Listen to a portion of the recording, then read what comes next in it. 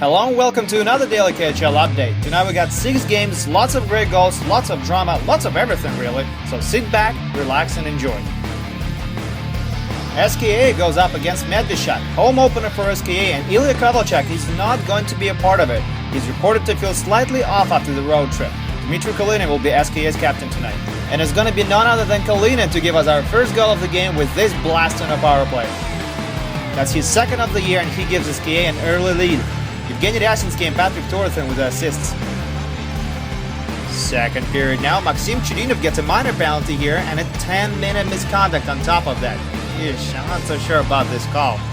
Medveshchak comes really close to putting one past Alexander Salak, but Ryan Vesey wasn't quick enough on this play. Later in the period, SKA puts some pressure on Medveshchak and it pays off as Roman Chervenka scores his fourth of the season, 2-0 SKA. Former Calgary Flame was left unmarked in the slot. He stole the puck from Barry Brust and sent it in. Third period, Jonathan Chichu sets up Brian Wilson for what looks like a sure goal, but he can't beat Alex Salak. It's like SKA's goal knew exactly what Wilson was going to aim for. Remarkable save. Late in the period, SKA gets a man advantage again. Dmitry Kalinin gets the puck in the high slot again. He shoots and he scores again. 3-0 SKA as captain Dmitry Kalinin scores his second of the night. What a wrist shot. Barry Brust had little or no chance stopping it. With just minutes left in regulation, Anton Bordasov almost scores what could have been a goal of the week as he went past Matt Carroll like it was nothing. He couldn't lift the puck off the ice to beat Barry Brust though. If you're just a regular hockey fan, you wish that would have gone in. SKA gets a very solid W as they beat Medveshchak 3-0 without Ilya Kovalchuk in the lineup. Kalinin with 2 goals, Torsen and Ryasinski with 2 assists each, and Alexander Salak was his first career KHL shutout. Good stuff. Donbass goes on the road to play Lokomotiv. Starting goalies are Michael Layton and Curtis Sanford, a North American duel. We pick it up from the sack and Oskar Barturas has the puck on the blue line, tries his luck and the puck ends up in the net, 1-0 Donbass. Sanford must have lost sight of the puck because of the traffic. Minutes later, Randy Robital is in the office, feeds Oleg Bogdanovich in front, and he scores 2-0 Donbass. Bogdanovich was his first of the season, and that gives Donbass a nice 2-goal cushion. Lokomotiv wants to get one back before the intermission. They buzz it around the net. Emil Galimov makes a beautiful backhand pass from behind the goal, and Danila Palkov makes it count, 2-1. Palkov is a Magnitogorsk native. He played for Team Russia at the 2012 World Juniors in Calgary. Galimov was a late cut from that team. Midway through the third now, Jan Kolar shoots from the blue line, Sanford gives up a rebound and Evgeny Dadonov makes him pay, 3-1 Donbass. Dadonov was invited to the NHL All-Star game a few years ago. He was part of the Young Stars festivities. He also led Donbass in points last season. Loko has to score 2 now to force OT, and there's their chance, a 2-man advantage, and Alexei Vasilyev nets one with this clamor. That's not gonna be enough though, they must get another one in the next 4 minutes. Donbass is still down a man and they shoot themselves in the leg here as captain Oleg Bogdanovich gets a minor for checking to the head and a 10-minute misconduct. Loko has a chance now. Alexei Vasilyev is set up for another shot. Scores! Alexei Vasilyev takes his second shot of the night and sends it home again. That's his second of the game, third of the season, and we're going to overtime. What a finish! Extra frame, time is winding down. Mikhail Pashnin feeds Apalka for a shot. Oh, but it's blocked by Podgradsky. And it goes the other way now. Dadonov with the puck. He shoots, he hits the crossbar, it's still loose. And Gennady Razin's touch is enough to push it over the goal line. Donbass wins it in overtime. Ukrainian team spoils Lokomotiv's home opener, but Tom Rowe's team still gets a point out of it. All things considered, it's not too bad. Former New York Ranger Alexei Vasilyev gets 2 goals after having taken 2 shots. Evgeny Dadonov, Oskar Barturas and Oleg Bogdanovich get 2 points each, and Randy Robital tops them all with 3 assists. Jakub Petruzhalek goes up against Sergei Zinoviev as Amur visits Salavat Yulaev. And it's Petruzhalek who scores the first goal of the night. Reigning Gagarin Cup champion takes off like a jackrabbit from his own end, storms through all 3 zones and puts it past Yerutarki. That's his first goal and first point of the season. He was quiet up until just now. It doesn't take Salavat long to get on the board. Nikita Filatov delivers amazing Sosa pass to Timo Hardikan and he doesn't let it go to waste. That's just gross. 1-1. Hardikan also almost lost balance as he received the puck, but he still managed to put it in the net. His Finnish compatriot shines at the other end of the ice as he makes 2 saves in a row. First he stops Ilshad Bilalov's shot, and then he stopped Jan Mursak from point-blank range. Second period now, Salavat on a power play. Filatov to Makarov to Denis Khlistov, and he sends it home. He points skyward and we understand who's it for. Khlystov's wife Julia passed away just a few days ago after a long illness, leaving him with 2 kids. I can't even imagine what he must be going through at the moment. It is heroic he's on the ice, and it's great to see him score. Shortly after that, Amur ties it up again though. This time it's Jan Mursak with his first career KHL goal. We tied at 2s. Mursak signed with Amur after having spent 7 years in North America. He played 46 games in the NHL, all with the Detroit Red Wings, and he also won a Calder Cup last season. 3 minutes later, Brent Soppel gets some space with a nice little move. Pass it to Dmitry Makarov, he feeds Kirill Koltov, and he puts Salavat ahead again, 3-2. Makarov is just killing it tonight. That's his 3rd assist already. Overall, he has 6 now. Nice move by Salavat to sign him off season. Salavat holds on to the lead up to final minutes of regulation, but Vladimir Loginov ties it up again with this slap shot. 3-3, and Salavat will not get an easy win tonight. Overtime, 35 seconds is left on the clock. Filatov jumps on the ice and the whistle goes. Uh-oh, that's not good. Salavat gets caught with too many men on the ice. It's going to be a power play for more.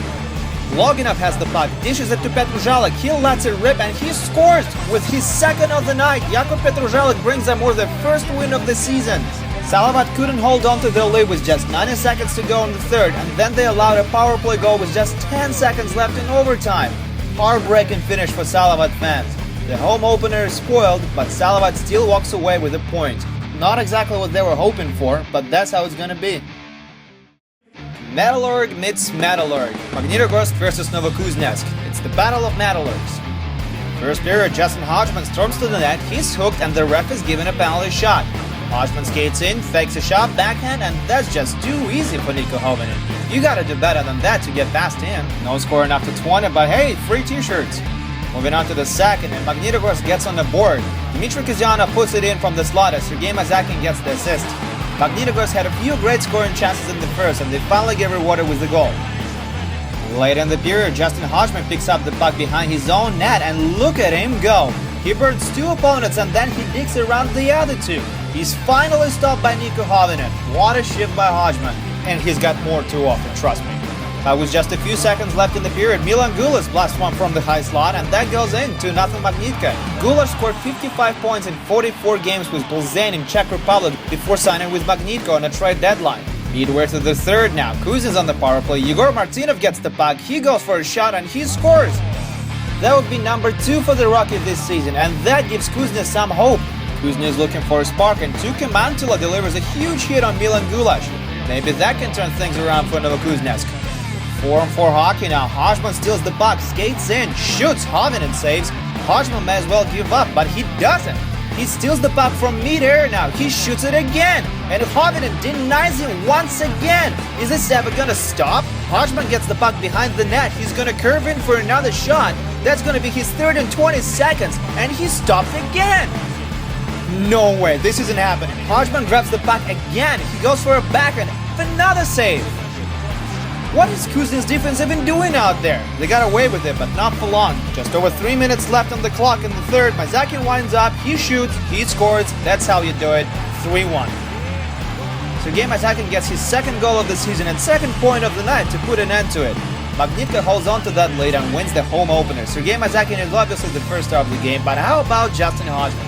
7 shots and nothing to show for it. You know what I think? I think Niko Hovinen owes him a drink. Severstal meets Dynamo Minsk and home team scores first. Gleb Klemenko got on a breaker and made no mistake. 1-0 Severstal. Still on the 1st, and we got another breaker. This time it's Jeff Platt with a chance to score, and he buries it. 1-1.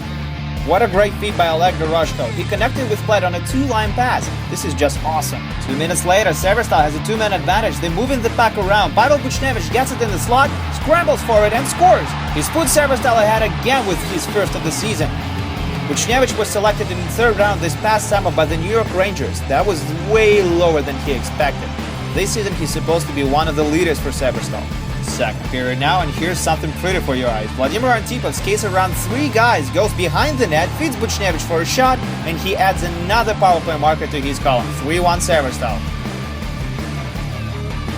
3rd period, and Severstal ices it with this short-handed rush by Linus Vidal. His shot is stopped by Kevin Lalonde, but he doesn't give up on the puck, feeds Nikolai Bushuev, and he scores his 3rd of the year. Severstal didn't have a great start, but that didn't stop Bushuev from scoring 2 goals in 4 games. Jeff Platt will get his second of the night on a power play with 11 seconds left on the clock, but that would only improve his personal stock. Severstal holds on to the lead and wins their home opener 4-2. Antipov and Medvedev get 2 points each, while Pavel Buchnevich and Jeff Platt both notch 2 markers. Felix Schutz and Admiral are still on the road, and tonight they're going against Oscar Asala and Neftahimik. It's going to be a shooting gallery.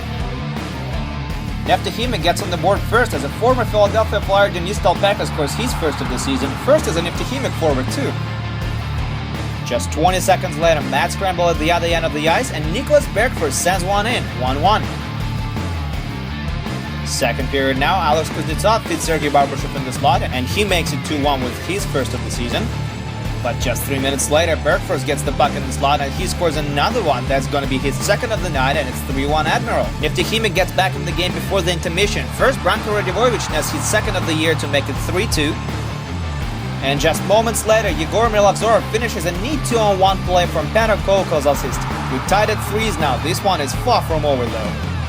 Early in the third, Bogdan Yakimov scores his first career KHL goal on a strong individual play. He was drafted by the Edmonton Oilers this past summer in the third round. He's eligible for Team Russia at the upcoming World Juniors. And here's him again, this time setting up Pyotr Khokhrikov for Neftahimik's fifth of the night. Yakimov is having a blast in the third. Is this going to be enough to give his team a win? The correct answer is no. Rocky Yegor Antropov grabs the puck in his own zone, skates up, shoots, and catches the goalie off guard. That's his first career KHL goal too. Don't be surprised, it's still very early in the regular season. And with just over 2 minutes on the clock, Alex Kuznetsov makes it 5-5 as he storms down on the left wing to put it in. This game makes me dizzy. And to the shootout it goes. Sergei Demagin shoots first for Neftahimik, that's good, home team is up by 1 again. And Verlisin is the final shooter for Admiral. He has to score now or we'll all go home. He does, because why would this end now, seriously? Sudden death, and Mikhail Anisin is going to shoot first for Neftahimik, and he scores. Anisin is pretty good at penalty shots, so it comes as no surprise. And it's do or die for Admiral again. Lisin takes the shot, and he can't put it in. After a long night of drama and trading leads, Neftahimik gets a W on home ice. I gotta tell you, I'm grateful this game was the last one for tonight. That's a hell of a lot of hockey for anybody. And this is it for your Daily KHL update. Tomorrow we have 5 great games for you, including Red Army vs Dynamo Moscow and Dynamo Riga Agbars. Should be a good day. My name is Andreas Sachenko. See you tomorrow.